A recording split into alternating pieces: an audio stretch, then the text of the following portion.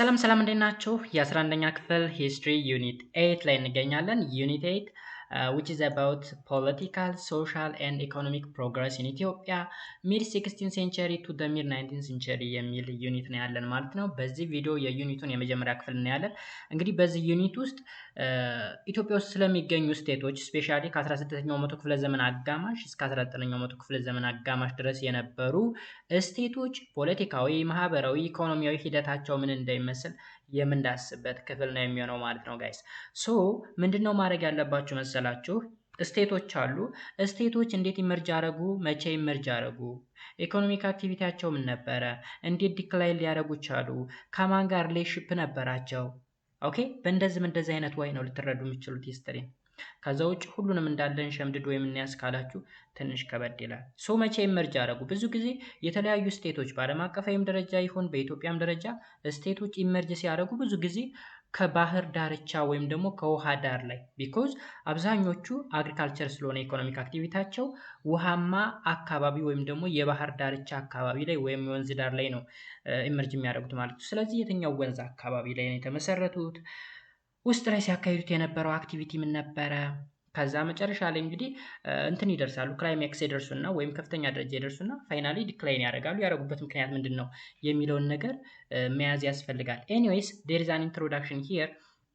ዚስ ዩኒት ሃዝ ቱ ሜን ፓርትስ፣ ሁለት ዋና ዋና ፓርቶች አሉት። ዘ ፈርስት ፓርት ስተዲስ ዘ ሂስትሪ ኦፍ the peoples of states of the southern, western, eastern Ethiopian region። እንግዲህ ሁለት ክፍሎች አሉ ብለናል። የመጀመሪያው ክፍል የሚዋራው በኢትዮጵያ ውስጥ ስፔሻሊ በደቡብ፣ በምዕራብ፣ በምስራቅ ኢትዮጵያ የሚገኙ የተለያዩ ህዝቦችና መንግስታት ወይም ደግሞ ስቴቶች ምን እንደሚመስሉ እናያለን።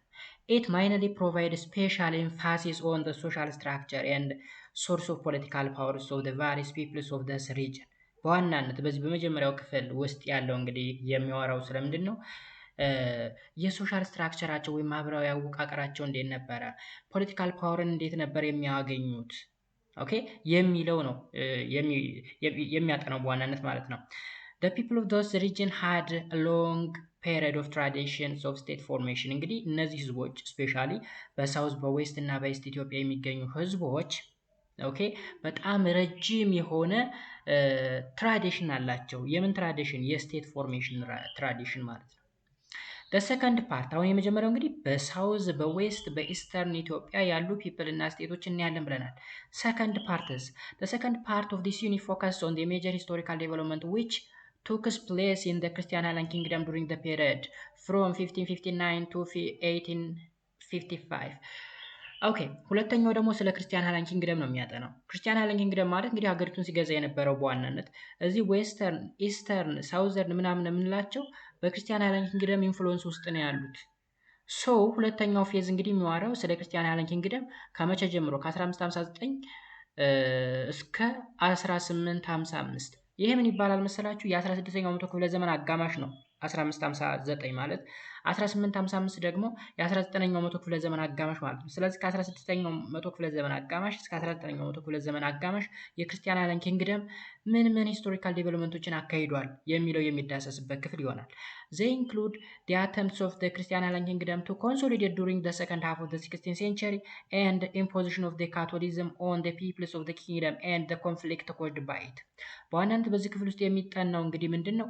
የተለያዩ ስቴቶችን ኮንሶሊዴት የማድረግ ወይም ባጭሩ የክርስቲያን ሃይላንድ ኪንግደምን የማጠናከር ስራ። ኮንሶሊዴት ማለት ማጠናከር ትልቅ ማድረግ ማለት ነው። በዋናነት በሰከንድ ሃፍ ኦፍ 16 ሴንቸሪ አካባቢ የተጀመረ እንዲሁም ደግሞ ካቶሊዝምን የመቀበል የካቶሊክ እምነትን የመቀበል እና እሱን ለመቀበል በተደረገው ሙከራ የመጡ ኮንፍሊክቶች ወይም ደግሞ የእርስ በርስ ግጭቶች ነበሩ። እነዛ ምን እንዳይመስሉ የሚዳሰስበት ሁኔታ ይፈጠራል በሰከንድ ፓርት ማለት ነው። The other issue discussed in these sections of the unit are the Gondarian period, the ዘመነ መሳፍንት ወይም the era of warlord, and the advent of the European travelers and the explorers into Ethiopian beginning at the dawn of the 9th century። ሌላኛው ደግሞ በዚህ ክፍል ውስጥ የሚታየው መሰላችሁ የጎንደር ፔሪድ ወይም ደግሞ የጎንደር ዘመን ይባላል። ጎንደሪያን ፔሪድ ተብሎ የሚጠራ አለ። ከዚህ በኋላ ዘመነ መሳፍንት መጣ። ከጎንደር ፔሪድ በኋላ ዘመነ መሳፍንት ወይም ደግሞ the era of warlord የሚባል አለ። ከዘመነ መሳፍንት በኋላ 1855 ላይ ሌላ አዲስ ኢቨንት ይጀምራል ማለት ነው። እሱ ደግሞ የዘመነ መሳፍንት ማብቂያ ወይም ደግሞ የኢትዮጵያ ዘመናዊ ታሪክ የሚጀምርበት ነው። 1855 1855 በአጭሩ አጼ ቴዎድሮስ ወደ ስልጣን የመጡበት በእኛ አቆጣጠር 1847 ማለት ነው። ኦኬ። ስለዚህ አጼ ቴዎድሮስ የተለያዩ አውድማዎችን ወይም የተለያዩ ባትሎች ላይ በማሸነፍ ወደ ስልጣን መጥቶ ዘመናዊ ኢትዮጵያ ለመጀመሪያ ጊዜ የመሰረተበት ዘመን 1855 በኢሮፓያን አቆጣጠር በእኛ ደግሞ 1847 ዓመተ ምህረት ይሆናል ማለት ነው። ስለዚህ እስከዚህ ፔሪየድ ድረስ እንመማራለን ማለት ነው ጋይስ። ከዛ ቀጥሎ በዛሬው ዕለት የምናገኘው እንግዲህ እንደሚሆነው ፒፕልስ ኤንድ ስቴትስ ኦፍ ዘ ሳውዘርን ዌስተርን ኤንድ ኢስተርን ኢትዮጵያ የሚል አለ። በዋናነት እስኪ ዛሬ ዌስተርን ሳውዘርን ለማየት እንሞክራለን ቢኮዝ ሰፋፊ ቶፒክ ስለሆነ ማለት ነው። ከዛ በፊት እዚህ ጋር ኬተርሞች ይኖሩናል ከስር የምናገኛቸው አዳዲስ ቃላቶች። የመጀመሪያው ታቶ ሲስተም የሚል አለ። ታቶ ሲስተም ዴን ካዎ ወይም ደግሞ ካቲ ሲስተም የሚባል ነገር አለ። ሴራውማ ሲስተም፣ ያጆካ፣ ሸቅደም፣ ፓውካ ዳይናሲቲ፣ ሱልጣን፣ ጀስዊት፣ ዘመነ መሳፍንት፣ ሚሽነሪ፣ ሞናርኪ ኤንድ ሞቲ የሚሉ ቃላቶች አሉ። እነዚህ እንግዲህ በሳውዘርን ስቴት፣ በዌስተርን ስቴት፣ በኢስተርን ስቴት ኦፍ ኢትዮጵያ ላይ የምናገኛቸው ነገሮች ናቸው። ለምሳሌ ታቶ ሲስተም ስንል ካፋ ላይ የምናገኘው ሲስተም ነው። ካዎ ወይም ካቲ ስንል ደግሞ ወላይታ አካባቢ የምናገኘው ነገር ነው። ኦኬ። ስለዚህ እያንዳንዳቸው በየክላሳቸው እያገኘን ዲፋይን እያደረግን እየተረዳን እናልፋለን ማለት ነው። ሶ መጀመሪያ የምናገኘው ዘ ሳውዘርን ስቴት ነው። በደቡባዊ የኢትዮጵያ ክፍል የሚገኙ የተለያዩ የጥንት መንግስታት ስፔሻሊ ከ19ኛው መቶ ክፍለ ዘመን አጋማሽ እስከ 19ኛው መቶ ክፍለ ዘመን አጋማሽ ድረስ ያሉ ስቴቶች ደቡብ ውስጥ የሚገኙ እነማን ናቸው? The Omotic peoples are the diverse peoples who live in both sides of the Omo River since the early time. እንግዲህ ከጥንት ጊዜ ጀምሮ በኦሞ ሪቨር በግራና በቀኝ በኩል ይኖሩ የነበሩ የኦሞቲክ ፒፕሎች አሉ ወይም ህዝቦች አሉ። ኦሞ እንግዲህ ኦሞ ሪቨር የሚገኘው ደቡብ ውስጥ ነው የሚገኘው። ደቡብ ውስጥ የሚገኝ ትልቅ ወንዝ ነው ኦሞ የሚባለው ማለት ነው። እንደውም ስለ ሰው ልጅ አመጣጥ ምናምን ሲወራ እዚህ ወንዝ አካባቢ ላይ የጥንት ቅሪተ አካላቶች እንደተገኙ ምናምን ይነገራል። The Omotic language family is a part of the Afro-Asiatic super language family. ከዛ በተጨማሪ እነዚህ ሰዎች ወይም የኦሞቲክ ፒፕል የሚናገሩት ኦሞቲክ ላንጉጅ ነው። የኦሞቲክ ላንጉጅ ደግሞ የአፍሮ-ኤዥያቲክ ሱፐር ፋሚሊ ላንጉጅ ክፍል ነው ማለት ነው። The Omotic language is spoken only in Ethiopia. ይህ ቋንቋ የሚነገር የት ብቻ ነው? ኢትዮጵያ ብቻ ነው የሚነገረው ኦሞቲክ ብለን የምንጠራው ማለት ነው። ሶ ኢትዮጵያ ውስጥ እንግዲህ አፍሮ-ኤዥያቲክ በሶስት ከፍለን ያየነው አይደለም? ሴሜቲክ፣ ኩሺቲክ እና ኦሞቲክ ብለን። ስለዚህ ኦሞቲክ ኢትዮጵያ ውስጥ ብቻ ይነገራል። ኦኬ፣ በኦሞ ህዝቦች ማለት ነው። The major economic activity of the Omotic people includes sedentary agricultural mainly at the large scale of cultivation of insects, pastoralism and handcrafts. አያችሁ ቅድም ላይ ስለ ሂስትሪ ስትዋሩ ስለ አንድ ስቴት ስትዋሩ መነሻቸው እንዴት ነበር የተነሱ? ለምሳሌ የተነሱበት እነዚህ የኦሞቲክ ህዝቦች ወይም ሳውዝ ስቴት ውስጥ ከሚገኙ ህዝቦች መካከል ማለት ነው ኦሞ ሪቨር አካባቢ ነበረ ኢመጅ ያደረጉት ወይም የተነሱት። የሚናገሩት ቋንቋ ምንድነው አለ? ኦሞቲክ ላንጉጅ ነው የሚጠቀሙት አለ። ኦሞቲክ ላንጉጅ ደግሞ የት ይመደባል? አፍሮ-ኤዥያቲክ ሱፐር ፋሚሊ ውስጥ ይመደባል። ይህ ቋንቋ የት ብቻ ይነገራል? ኢትዮጵያ ውስጥ ብቻ ይነገራል። ከዛስ በምን አይነት ኢኮኖሚክ አክቲቪቲ ነበር የሚተዳደሩት ካልን ደግሞ በአግሪካልቸር ሰደንታሪ የሚባል አግሪካልቸር አለ። ከዛ ደግሞ ፓስቶሪያሊዝም ወይም ደግሞ የግጦሽ ከብቶችን በማጋጥ እንዲሁም ሃንድ ክራፍት ወይም ደግሞ እጅ ስራ የእደ ጥበብ ስራ በመስራት ይተዳደራሉ። ስለዚህ አግሪካልቸር አለ። ምንድነው ማይነሊ እንሰት ማለት ነው። ፓስቶሪያሊዝም ወይም ደግሞ ከብቶችን፣ በጎችን፣ ፍየሎችን በማርባት ይተዳደራሉ። እንዲሁም ደግሞ ሃንድ ክራፍት ወይም ደግሞ የእደ ጥበብ ስራ ይሰሩ ነበረ። this is the economic activity of the Omotic people guys. The other particular features of the Omotic peoples was the evolutions of highly organized polities. ፖለቲስ እዚህ ጋር የተለየ ነገር የለውም። ፖለቲስ ስንል it's a form or a process of civil government or constitution ብሎ ዲፋይን ያደርገዋል። ወይም ደግሞ an organized society a state as a political entity ነው የሚለው ሰው ከፖለቲካል ጋር የተገናኘ ነው ማለት ነው። ስለዚህ Omotic people was evolutions of highly organized politics አላቸው። በጣም የተደራጀ ፖሊቲክስ ነበራቸው ወይም ደግሞ ሲቪል ገቨርንመንት አላቸው ለማለት ነው። በደንብ የተደራጀ የኦሞቲክ ህዝቦች ወይም የኦሞ ህዝቦች ብለን የምንጠራቸው the most important among them were the ዶርዜ፣ ወላይታ፣ የም፣ ካፋ፣ ዲዚ፣ ቤንቺ፣ አሪ፣ ዳሰነች፣ ጻማይ፣ ኢሮቢ፣ ሃመር፣ ሱርማ፣ ያንጋቶም፣ ቦዲ፣ ማሌ ኤንድ አዘርስ። እዚህ ጋር የተዘረዘሩ በሙሉ ሳውዝ ስቴቶች ናቸው። በኦሞቲክ ውስጥ ነው የሚመደቡት ወይም የኦሞ ህዝቦች ብለን ልንመድባቸው እንችላለን ማለት ነው። ሶ እነዚህ ህዝቦች እዚህ ጋር ጠቅለል ያለ የጋራ የሆነ መገለጫ አላቸው። ቋንቋቸው ኦሞቲክ ላንጉጅ ፋሚሊ እንደሆነ፣ ኢኮኖሚክ አክቲቪቲያቸው አግሪካልቸር፣ እንዲሁም ደግሞ ፓስቶሪያሊዝም እንዲሁም ሃንድ ክራፍት እንደሆነ፣ በኦሞ ሪቨር በግራም በቀኝም በኩል ባለው ቦታ ላይ የተመሰረቱ እንደሆኑ ምናምን ይነግረናል ማለት ነው። ኦልራይት። ስለዚህ እዚህ ጋርም ስዕሉ አለ። ኦሞቲክ ላንጉጅ የሚነገርባቸው አካባቢዎች ለምሳሌ እዚህ ጋር ሳውዝ ኦሞ የሚላለው ኦሞ ሪቨር እዚህ ጋር ይታያቸዋል። ኦኬ፣ ደዚ፣ ሸኮ ምናምን የሚባሉ ነገሮች አሉ። እነዚህ አካባቢዎች እንግዲህ የኦሞቲክ ላንጉጅ ተናጋሪዎች ናቸው። ኦኬ፣ ኦሞቲክ ፒፕል ኤንድ ስቴት አንደር ደ ታቶ ሲስተም። በታቶ ሲስተም ውስጥ ያሉ የኦሞቲክ ህዝቦች እና መንግስታት እነማን ነበሩ? From the Omotic people, Kafa, Shaka, and Yem had an indigenous elaborate system structure. The kingdom were ruled by the king, who used the title of Tato. እንግዲህ እዚህ ላይ የተጠቀሱ ስቴቶች እንደ ካፋ፣ ሸካ እና የም ተብለው የሚጠሩ ስቴቶች በታቶ ሲስተም ውስጥ የሚተዳደሩ ወይም ደግሞ ስቴት ስትራክቸር ያላቸው ናቸው። ያ ማለት የነዚህ ኪንግደም ንጉሳቸው ማዕረጉ ታቶ ነው። ያ ማለት ለምሳሌ የሰሜኑ አካባቢ ወይም ደግሞ ክርስቲያን ሃይላንድ ኪንግደም መጠሪያ ማዕረጉ ኪንግ ነው አይደል? ወይም ንጉስ የሚል ማዕረግ ነው ያለው። ልክ እንደዛ ሁላ ሸካ፣ ከፋ፣ የም ላይ ታቶ የሚባል ነው። ለምሳሌ እንበልና የንጉሱ ስም ሰርቾ ቢሆን ታቶ ሰሪቼ የማን ኪንግ ነበረ? የከፋ ነው። ከስር እናየዋለን። የመጀመሪያው እንግዲህ ዘ ኪንግደም የም ነው። የም ኪንግደም እስኪ ዚስ ዋዝ አ ኪንግደም ኦፍ የም ፒፕል። የም ህዝቦች ስርወ መንግስት ነው። ይሄ እንግዲህ የም ብለን የምንጠራው ማለት ነው። the kingdom existed between the Gibi and the upper course of the Omo river or to the south east of the kingdom of Kaffa። ይሄ የም የሚባለው እንግዲህ ኪንግደም ኤግዚስት ያደረገው ወይም ደግሞ ተፈጥሮ የነበረው በጊቢ እና በአፐር ኮስት ኦፍ ኦሞ ሪቨር ወይም በኦሞ ሪቨር እና በጊቢ ሪቨር መካከል ወይም ደግሞ በከፋ ኪንግደም በኖርዝ ኢስት በሰሜን ምስራቅ አቅጣጫ በኩል የሚገኝ ነው የም ተብሎ የሚጠራው ኪንግደም። The kingdom of Yem is first mentioned in the soldiers' songs of King Ishaq, ruled from 1412 to 13 of the Christian Highland Kingdom, to whom it paid tributary in horses. ኦኬ፣ ምን ማለት ነው እንግዲህ የየም ኪንግደም ስሙ ለመጀመሪያ ጊዜ ሜንሽን የተደረገው ወይም የተጠቀሰው በይስሐቅ በንጉስ ይስሐቅ። ንጉስ ይስሐቅ ማለት ከ1412 እስከ 30 ድረስ የክርስቲያን ሃይላንድ ኪንግደሙ ሲያስተዳድር የነበረ ነው እና በሱ ወታደሮች ሶንግ ነበራቸው ወይም ደግሞ መዝሙር ነበራቸው ማለት ነው። ሶ እነሱ ግብር ያስገብሩ ነበረ የየም ህዝቦችን ማለት ነው። ወይም የኪንግደምን የሚከፍለውን በፈረስ ነበረ ፔድ ትሪቢተሪ ኢን አ ሆርስ። ሶ ያኔ ስሙ ሜንሽን ይደረግ ነበር፣ ይጠቀስ ነበር ለመጀመሪያ ጊዜ። the first European travelers to mention Yem was the Jesuit Antonio Fernandez, who traveled through their territory in 1612። የአውሮፓውያን ደግሞ በአውሮፓ ስሙ ለመጀመሪያ ጊዜ የም ተጠቅሶ የነበረው ጀስዊት አንቶኒ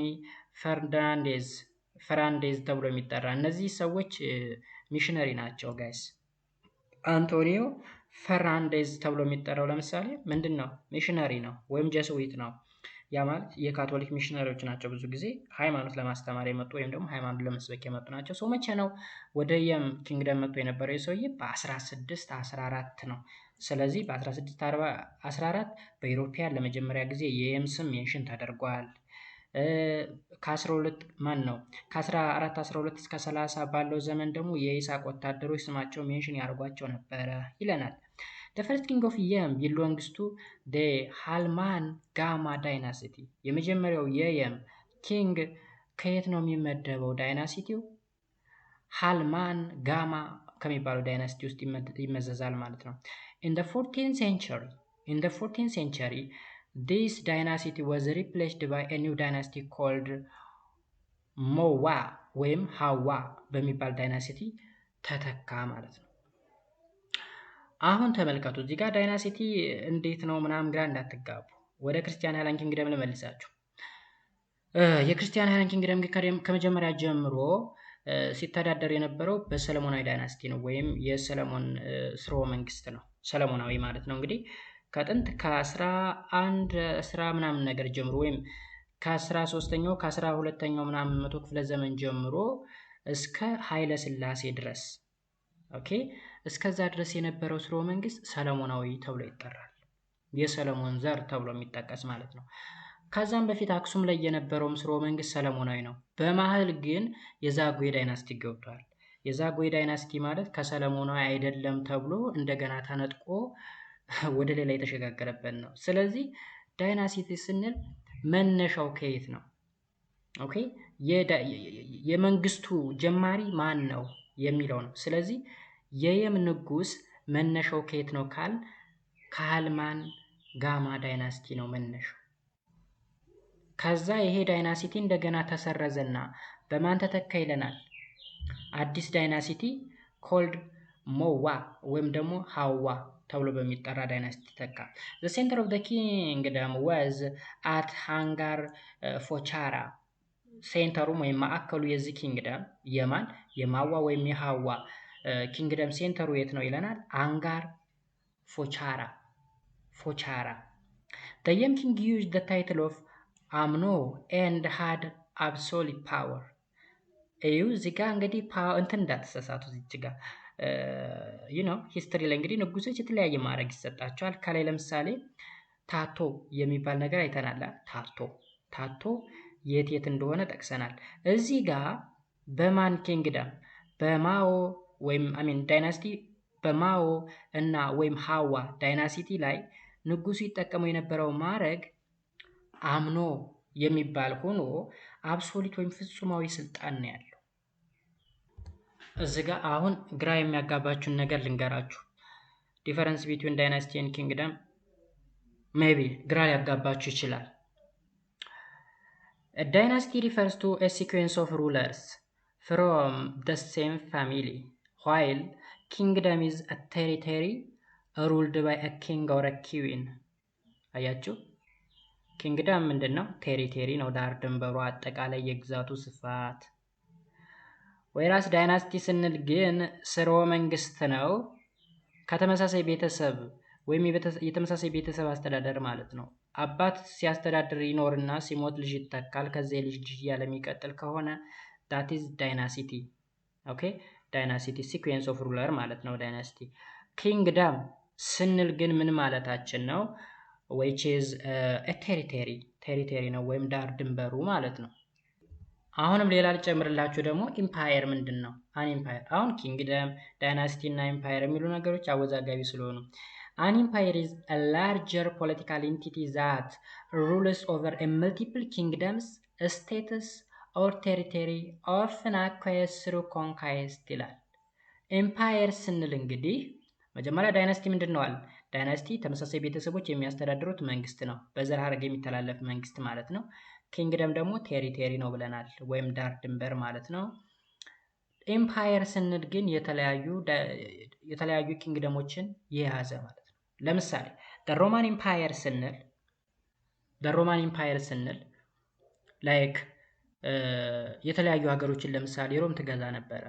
ለምሳሌ እንበልና ቱርኮችን፣ ፓለስታይን፣ እስራኤልን ምናምን በእሷ ስር አደረገች አይደለ? ስለዚህ ፓለስታይን ራሱን የቻለ ኪንግደም ነበረ፣ እስራኤል ራሱን የቻለ ኪንግደም ነበረ። ሶ በማን ውስጥ ሆነ? በሮማን ኢምፓየር የበላይነት ማለት ነው። ስለዚህ እንበልና ለምሳሌ የኢትዮጵያን ኢምፓየር ብለን ብናወራ ኢትዮጵያ ማንን መያዝ አለባት? ጎረቤቶችን ላይክ ኤርትራ ሊሆን ይችላል፣ ሱዳንን ሊሆን ይችላል፣ ሶማሌን ሊሆን ይችላል። ስለዚህ አሁን የጠቀስኳቸው ሀገሮች ራሳቸውን ችለው የቆሙ ነበሩ። ግን የበላይ ሆና የምታስተዳድር ሌላ ሀገር ካለች ዛት ኢዝ ኢምፓየር። ሶ አይ ቲንክ አንደርስታንድ አድርጋችሁኛል ብዬ አስባለሁ ዲፈረንሱን ማለት ነው። እንመለስ ወደዚህ። they were the religious and political leaders of the kingdom። እነማን? አምኖ ተብለው የሚጠሩት ወይም ደግሞ አብሶሊት ፓወር ያላቸው። the administration of the kingdoms was hierarchically organized። እንግዲህ አድሚኒስትሬሽኑ ልክ እንደ ክርስቲያን ሃይላንድ ኪንግደም ሄራርካሊ ወይም ደግሞ በዘር የሚተላለፍ ነው። ቢኮዝ ዳይናሲቲ ካል በዘር ሐረግ የሚተላለፍ ነው። ከአባት ወደ ልጅ እያለ የሚተላለፍ ስልጣን ስለሆነ the king was at the top of the hierarchy Below the king there was a council of officials known as አስቴሰር እዚህ ጋር ልብ በሉ። ሄራርኪ ስንል ኢስናት ከልጅ ወደ ልጅ ምናምን የሚተላለፈውን ለማለት ተፈልጓል። እዚህ ጋር ሄራርኪካል ስንል መጀመሪያ በዘር የሚተላለፍ መሆኑን የሚጠቁመን which is ዳይናስቲ ከተባለ በዘር የሚተላለፍ ነው፣ ኖርማሊ ይታወቃል። ሄራርኪካል ኦርጋናይዝድ ስንል ግን የማህበረሰቡን ወይም ደግሞ አስተዳደራዊ መዋቅሩ የተቋቋመበት አለ ሁኔታ አለ። ያ ማለት ከላይ ለምሳሌ ንጉሱ አለ።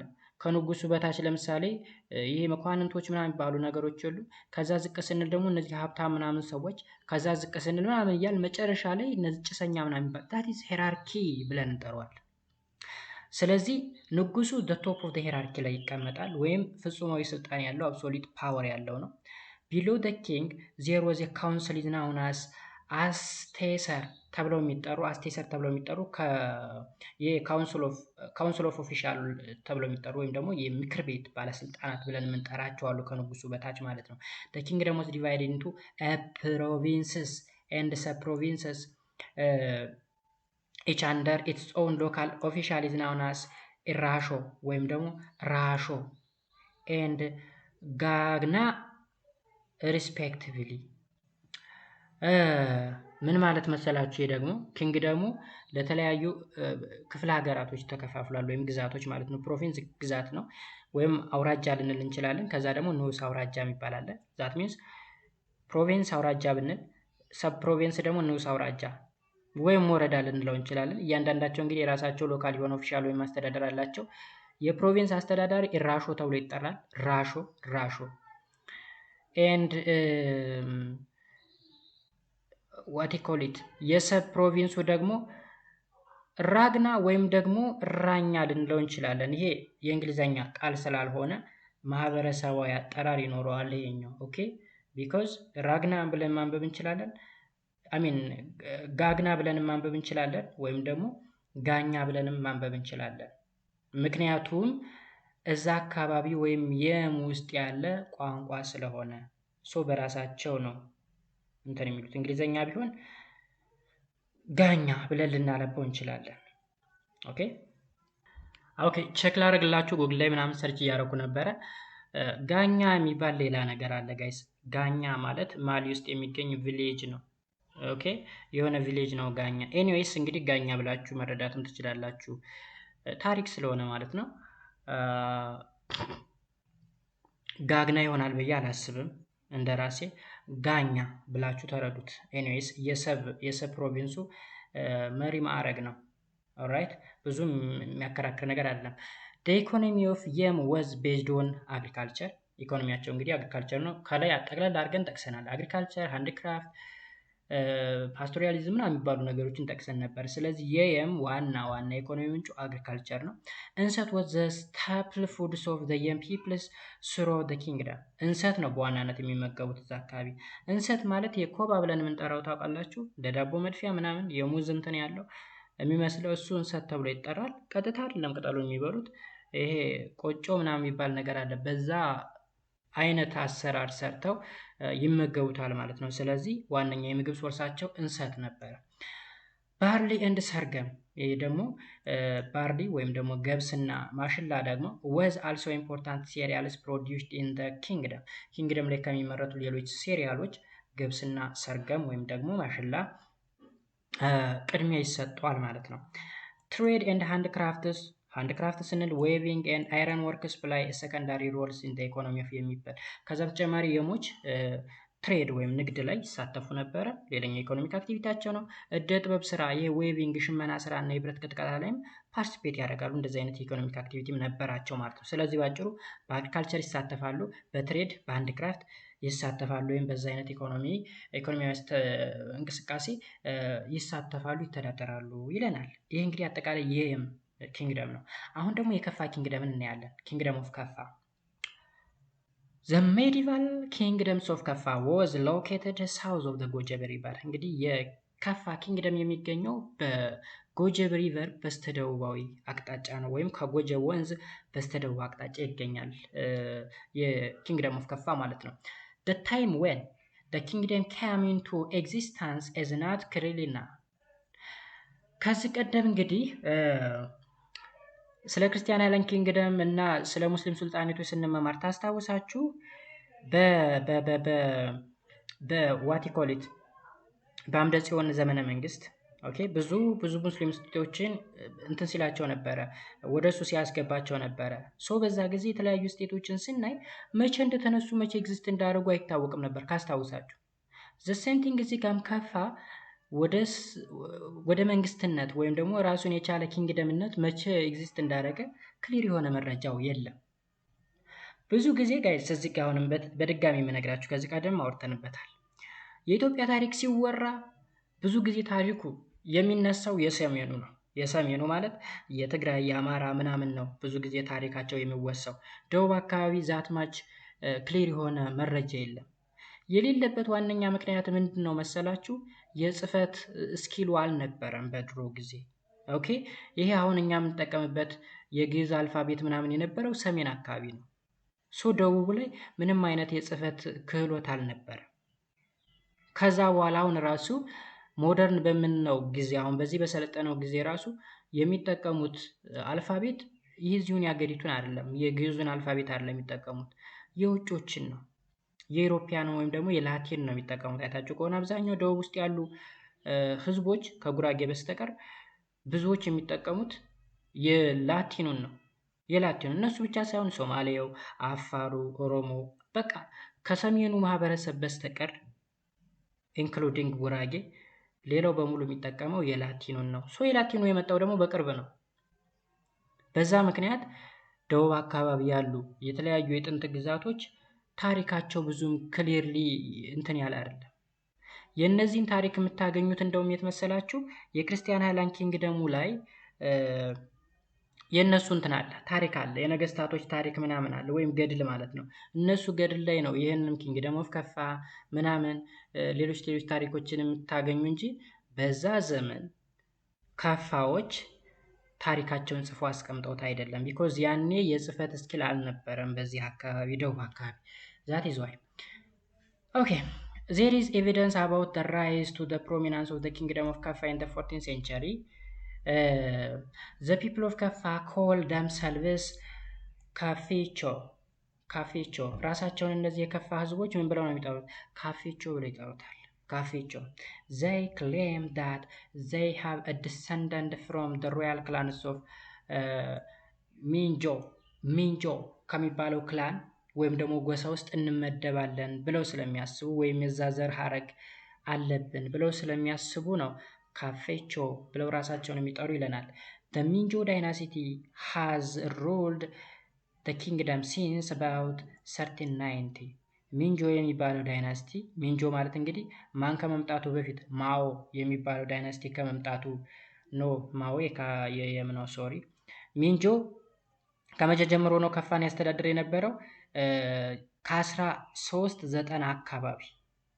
እዚህ ጋር ግራ እንዳትጋቡ፣ እኔ ራሱ ግራ አጋባኝ።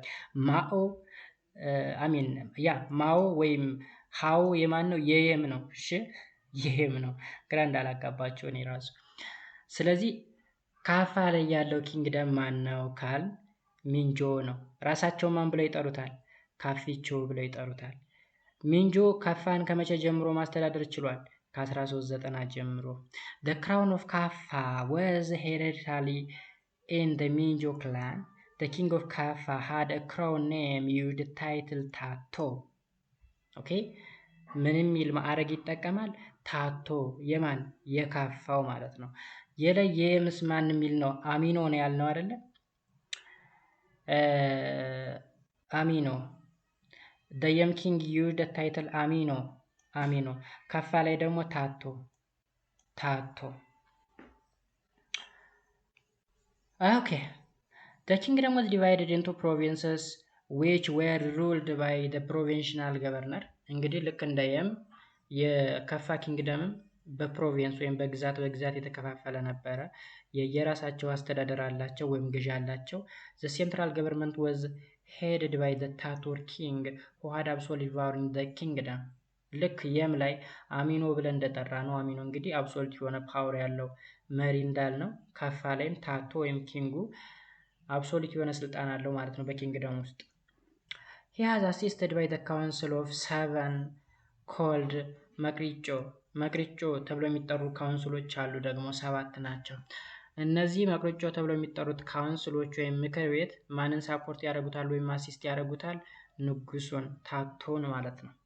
The members of the council were nominated from among the influential clans of the kingdom, and it had a very strong power in the state system of Kaffa. So በከፋ ስቴት ሲስተም ውስጥ ትልቅ ተጽዕኖ ወይም ኢንፍሉዌንስ ያላቸው ሰዎች ናቸው ተመርጠው መቅርጮ የሚሆኑት ወይም ደግሞ ካውንስሉ ውስጥ የሚካተቱት ማለት ነው። ቦንጋ was the capital of the kingdom. የከፋ ካፒታል ወይም ዋና ከተማው ቦንጋ ነው። ናይዴስ አሁንም ቢሆን በዚህ በ21ኛው መቶ ክፍለ ዘመን የከፋ ዋና ከተማ ቦንጋ ነው። The kingdom is known for its natural and human-made defense system. በዋናነት እንግዲህ ከፋ የምትታወቀው ተፈጥሯዊ የሆነ ሰው ሰራሽ የሆነ ዲፌንስ ሜካኒዝም ወይም ሲስተም አላት። ራሳቸውን የሚከላከሉበት ሜካኒዝም ማለት ነው። ይሄ ማለት መሰላችሁ ላይክ ፎርትሪ ብለን የምንጠራው ፎርትሪ ታውቃላችሁ? ምሽግ ነገር አለ። ሰው ሰራሽም ተፈጥሯዊ የሆነ ማለት ነው። The northern frontiers of the kingdoms was defended by the Gojeb River. All along the territory of the kingdom, watchtowers were secretly erected at the high points of the digging trenches along its frontier for defensive purpose. እንግዲህ ባጭሩ የተለያዩ ግዛቶች ራሳቸውን ዲፌንድ የሚያደርጉበት የተለያየ ሜካኒዝም አላቸው። ይሄ በተፈጥሮ ወይም ናቹራል የሆነ ዲፌንድ ሜካኒዝም ያለው አንደኛው ጎጀብ ሪቨር አለ በአንድ በኩል ኦኬ፣ ጎጀብ ሪቨር አለ። በሌላ በኩል ደግሞ ሰው ሰራሽ ወይም ማን ሜድ ብለን የምንጠራው ወይም ሂውማን ሜድ ብለን የምንጠራው ዲፌንስ ሲስተም አለ። እሱ ደግሞ የተለያዩ ጉድጓዶችን በመቆፈር ጉድጓዶችን ይቆፍሩና ሳር ነገር ያለብሱታል። ወይም የሆነ ምንድነው እንደ ቦይ በጣም ጉድጓዳ የሆነ ቦይ ወይም ሸጥ ብለን እንጠራዋለን። እንደዚህ አይነት ይቆፍሩና ከላይ ኖርማል አስመስለው ሳር ነገር ለበስ ያደርጉታል። ከዛ ጠላት በዛ ሲያልፍ እዛ ውስጥ እየገባ ያልቃል ማለት ነው። እሱ ዲፌንስ ሜካኒዝም ወይም ሲስተም ብለን እንጠራዋለን። One of the notable defense trenches called ሂሪዮ or defense ditch ተብሎ ይጠራል። ይሄ ተቆፍሮ ምናምን ራሳቸው ዲፌንድ ለማድረግ የሚጠቀሙበት ሜካኒዝም ነው። ሂሪዮ In time of war, the warrior formed the nucleus of an army, which was joined by all able-bodied men of the kingdom. በጦርነት ጊዜ ሁሉም ኤብል ቦዲ ወይም ደግሞ ጤናማ የሆነ ሰው በሙሉ አርሚውን ይቀላቀላል። ግዴታ ነው። አርሚውን ጆይን ያደርግና ኪንግደሙን ከጠላት ዲፌንድ የማድረግ ስራ ኃላፊነት ይወድቅበታል ማለት ነው። Kaffa was a very resourceful kingdom. It defends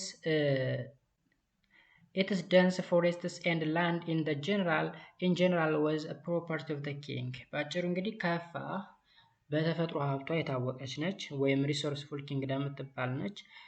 በጣም ደንስ የሚባል ፎሬስት አለ፣ ጥቅጥቅ የሆነ ጫካ ማለት ነው። ይሄ እና ላንዱ በአጠቃላይ መሬቱ የንጉሱ ሀብት ነው። ቢኮዝ አብሶሉት የሆነ ፓወር ነው ያለው፣ የንጉሱ ሀብት ነው። በዛው በጥንት ጊዜ አብዛኛው ሀገሪቱ የአንድ ሰው ነች፣ የንጉሱ ነች። መሬቱ፣ ጫካው፣ ኤቭሪቲንግ የንጉሱ ይሆንና ህዝቦች ደግሞ የሱ ታዛዦች ወይም አገልጋዮች የሚሆኑበት አጋጣሚ አለ። The kingdom's economy was based on agriculture and supplemented by trade. እንግዲህ ኢኮኖሚክ አክቲቪቲያቸው ምንድነው? አግሪካልቸር ነው። ከዛ በተጨማሪ ደግሞ ትሬድን ይጠቀማሉ፣ ንግድን ማለት ነው። እዚህ ጋር ኢኮኖሚክ አክቲቪቲ ኦፍ ሰምቲንግ ተብላችሁ ተጠየቁ፣ ወይም ደግሞ የሆነ ሀገር ኢኮኖሚክ አክቲቪቲ ምንድነው ተብላችሁ ተጠይቃችሁ አግሪካልቸር ማንዳቶሪ ነው ጋይስ፣ ግዴታ ነው። በየሀገሩ አግሪካልቸር መሰረታዊ ነገር ቢኮዝ ሰዎች ሰብል ነገር ወይም ደግሞ የአዝመራ ሳያዘምሩ መኖር አይችሉም። የትሬድ ሃንድ ክራፍት ምናምን የሚባሉ ነገሮች ተጨማሪ ነገሮች ናቸው፣ ጭማሪ ነገር ናቸው። የትኛውም ሀገር ላይ አግሪካልቸር ግዴታ ነው፣ ስለ ኢኮኖሚክ አክቲቪቲ ከተጠየቃችሁ ማለት ነው። The people paid tax in the cattle.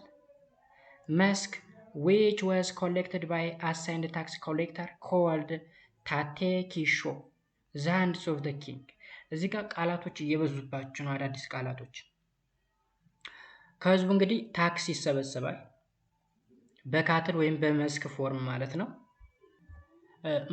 መስክ ሜቢ አዲሳችሁ ሊሆን ይችላል የአማርኛ ትርጉም ዝባድ ነው የሚባለው ዝባድ በጥንት ጊዜ የሚጠቀሙት ቃል ነው ዝባድ አሁን ይኑር አይኑር አላውቅም ካትል የቀንድ ከብት ነው ስለዚህ ሰዎቹ የዚህ ኪንግደም ውስጥ የሚተዳደሩት ሰዎች ግብር ይከፍላሉ ግብር የሚከፍሉት እንግዲህ ብር ወይም ገንዘብ አይደለም በሰዓቱ እንደዚህ አይነት ነገር ስለማይኖር ከብቶችን ዝባድ ምናምን በታክስ ኮሌክተር ታክስ የሚሰበስብ አካል አለ እሱም ታቴ ኪሾ ተብሎ ይጠራል ወይም ደግሞ የንጉሱ እጅ ማለት ነው እሱ አሁን እጁ ባሉት ወሳኝ ሰው ነው እንደማለት ነው ሃንድ ኦፍ ዘ ኪንግስ ተብሎ የሚጠራ ማለት ነው ስለዚህ ታቴ ኪሾ ተብሎ ይጠራል ትሬድ was another source of income for the kings of ካፋ እንግዲህ ለንጉሱ አሁን ትሬድ ወይም ንግድ ሌላኛ የገቢ ምንጩ ነው እንግዲህ ለህዝቡ አይደለም የሚለው the kings ነው የሚለው የሚነገደውም ለንጉሱ ነው የሚታረሰው ሁሉ ነገር የሚደረገው እንደነገርኳችሁ እንግዲህ በጥንት ጊዜ ያሉ ኪንግደሞች ንጉሱ ፈላጭ ቆራጭ ይሆናል አብሶሉት ፓወር ይኖረዋል የሀገሪቱ ሀብት ንብረት በሙሉ የሱ ይሆናል ህዝቦቹ ደግሞ የሱ ተገዥ ወይም ደግሞ ሰሪ መሪ ይሆናሉ ማለት ነው ታዛዥ ስለሆኑ the major trade items of Kaffa were ivory cattle musk slaves and later on coffee as well እንግዲህ ካፋ ላይ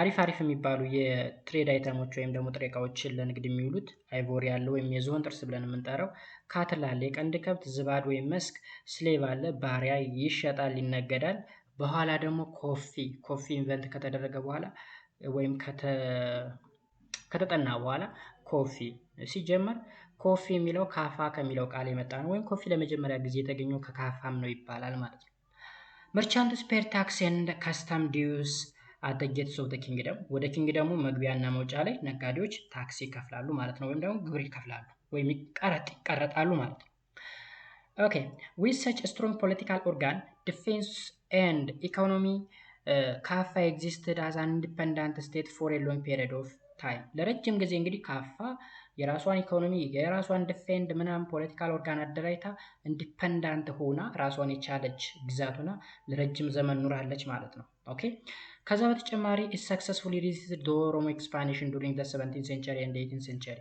በ17ኛው እና በ18ኛው ክፍለ ዘመን በነበረው የኦሮሞ ህዝቦች መስፋፋት ወይም ደግሞ እንቅስቃሴ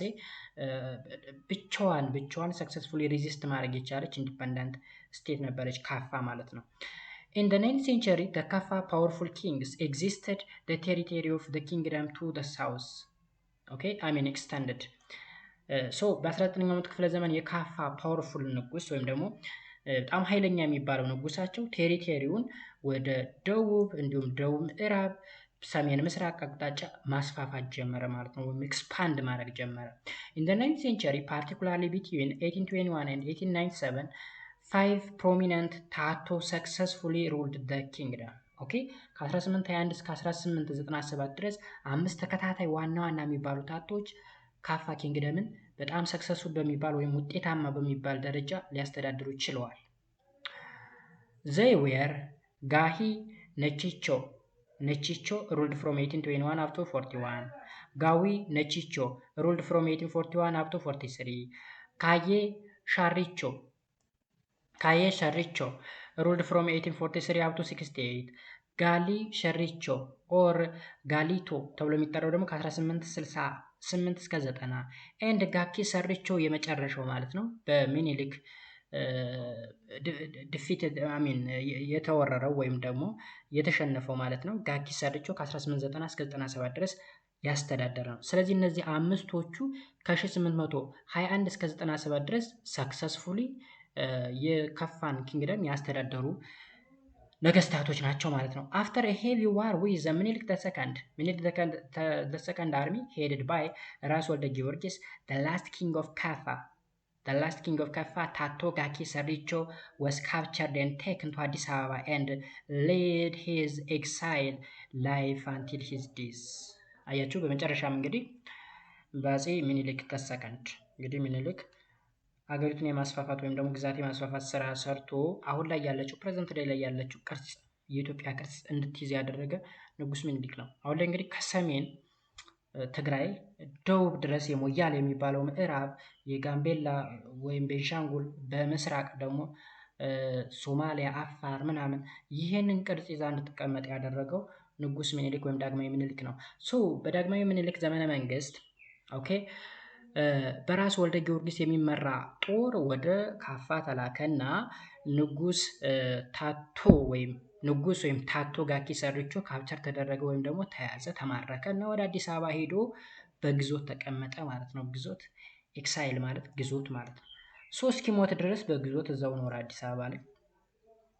In the end, the kingdom was incorporated into Ethiopian Empire in 1897. ስለዚህ በ1897 ወደ ኢትዮጵያ ግዛት ተጠቃለለች ማለት ነው። በዛ ዘመን በምኒልክ ዘመን እነዚህ ደቡብ ላይ ያሉ የተለያዩ ግዛቶችን ወደ ኢትዮጵያ ባያጠቃልላቸው ኑሮ ሜቢ ይሄኔ ወይ ራሳቸውን የቻሉ ትንሽ ሀገር ሊሆኑ ይችላሉ፣ ወይም ደግሞ ከኬንያ ጋር ወይም ደግሞ ከሶማሊያ ከአንድ ሀገር ጋር ሊሆኑ ይችላሉ። የራሳቸውን ችለው እንደ ሀገርም ትንሽ እያገሩ ነው ሊሆኑ ይችላሉ። ኤኒዌይስ በዛ ዘመን በ1897 ኢንኮርፖሬትድ ሆኑ ወይም ደግሞ ተጠቃለሉ እና የኢትዮጵያ ኢምፓየር ሆኑ። አሁን እዚህ ጋር ኢምፓየር ስንል እንግዲህ በጣም በርካታ ኪንግደሞች በውስጡ አለ ማለት ነው። ኦኬ አሁን ለምሳሌ ከፋ ኪንግደም ራሱን የቻለ ኪንግደም ነበር፣ ወደ ኢትዮጵያ ተጠቃለለ። ሌሎች ወላይታን በሉት የጅማን በሉት በርካታ ኪንግደሞች አሉ ወደ ኢትዮጵያን ኢምፓየር። በኢምፓየር ውስጥ ምን አለ? ብዙ ኪንግደሞች አሉ ማለት ነው። ኦኬ ከፋ በዚህ way ያልቃል።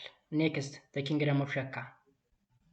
This kingdom existed to the west of Kaffa kingdom and east of the Baro river. ይህ ሸካ ተብሎ የሚጠራው ደግሞ ኤግዚስት ያደረገው የት ላይ ነው ካል ከከፋ ኪንግደም በስተ ምዕራብ በኩል እንዲሁም ደግሞ ከባሮ ወንዝ በስተ ምስራቅ አቅጣጫ የሚገኝ ነው። በአጭሩ በከፋ ኪንግደም እና በባሮ ሪቨር መካከል ያለ ነው ሸካ ብለን የምንጠራው ኪንግደም ማለት ነው። 2 dynasties ruled over ሸካ። 2 ዳይናስቲዎች ማንን ገዝተዋል? ወይም 2 የዘር ሐረግ ያላቸው እንደማለት ነው። 2 dynasties ስንል አንደኛው የሆነ ዘር ሐረግ ሌላኛው የሌላ የዘር ሐረግ ማለት ነው። የመጀመሪያው ባቶ ዳይናስቲ ruled the kingdom until the end of the 16th century when the Bushasho dynasty took over. ማንን? ባቶ ዳይናስቲ እስከ 16ኛው መቶ ክፍለ ዘመን መጨረሻ ድረስ። ከዛስ ቡሾሾ ዳይናስቲ ደግሞ መጣ። The first Bushosho kings traced their origin to the neighboring kingdoms of አንፊሎ። እንግዲህ ከየት ነን መጣን ብለው ነው የሚያስቡት የመጀመሪያው ቡሾሾ ኪንጎች ከአንፊሎ ኪንግደም ነው የመጣን ብለው ነው የሚያስቡት። አንፊሎ ጎረቤታቸው። Kings of Shaka like Kaffa had a crown name and used the royal title of ታቶ። የሸካዎችም ንጉስ የሚጠቀመው ማዕረግ ታቶ የሚል ማዕረግ ነው፣ ኪንጉ ማለት ነው። The territory was divided into 6 provinces whose governors were also councillors of the ታቶ። ኦኬ 6 ግዛቶች ነበሩት የሸካ ማለት ነው። 6 ግዛቶች አሉት። የየራሳቸው የሆነ ገቨርነር አላቸው። እነዚህ ገቨርነሮች ደግሞ የታቶ ካውንስለሮች ናቸው። Christianity is believed to have been introduced to Shaka from the north in the late 16th century by King ሰልጸ ድንግል ruled from 1563 up to 97።